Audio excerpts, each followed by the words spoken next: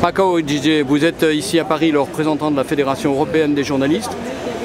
Comment la Fédération européenne des journalistes apprécie le rassemblement des journalistes ici lors de l'hommage à Jean Jaurès? Bon, d'abord, il faut dire que Jean Jaurès était un journaliste et que dans nos jours, on continue à harceler et à tuer les journalistes. Et aussi par rapport à la guerre, il y a un conflit armé à Gaza et il y a eu plusieurs journalistes tués et d'autres assassinés. On attaque les médias quand ils essaient de sortir la vérité de ces conflits.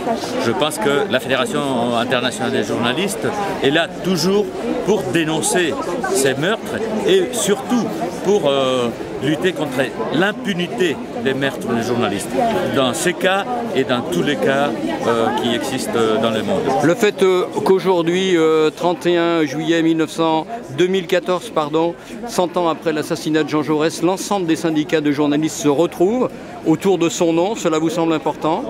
Il me semble très important parce que Jaurès représentait et il parlait beaucoup de la vérité. Je pense que les journalistes doivent faire de la vérité son métier. Et des fois, de dire la vérité, ça provoque des problèmes personnels, des problèmes professionnels.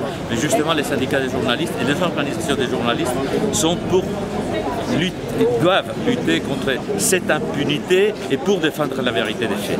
La motivation de ce rassemblement de 6 syndicats de journalistes, c'était aussi un projet de loi sur la protection des sources des journalistes qui va être abandonné par le gouvernement. Là-dessus, la Fédération européenne des journalistes et la Fédération internationale sont attentives à la protection des sources.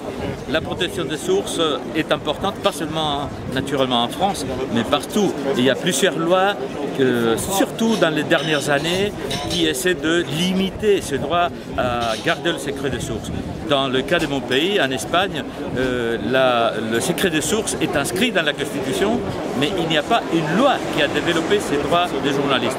Je pense qu'il faut lutter pour que ce droit à garder le secret des sources soit reconnu formellement et avec toute la force de la loi. Au moment où les journalistes ici en France ont pris la parole, ils ont évoqué aussi la situation en Israël et en Palestine. Alors, appréciation là aussi de la Fédération internationale des journalistes par rapport à ce qui se passe et surtout par rapport à ce qui est fait aux journalistes et aux médias dans ces deux pays. Je pense que quand il y a une guerre, il y a toujours de la propagande et on essaie d'impliquer les journalistes et les médias qui doivent faire l'effort d'être équilibrés et de garder une certaine proportionnalité. Mais à Gaza, il y a la disproportion des victimes. Donc, ce que le journaliste raconte, c'est cette disproportion. Et ça ne veut pas dire qu'ils prennent parti pour une partie, pour un côté dans cette guerre et pas contre l'autre. Et puis à Gaza aussi, il y a des journalistes qui sont tués et des médias qui disparaissent.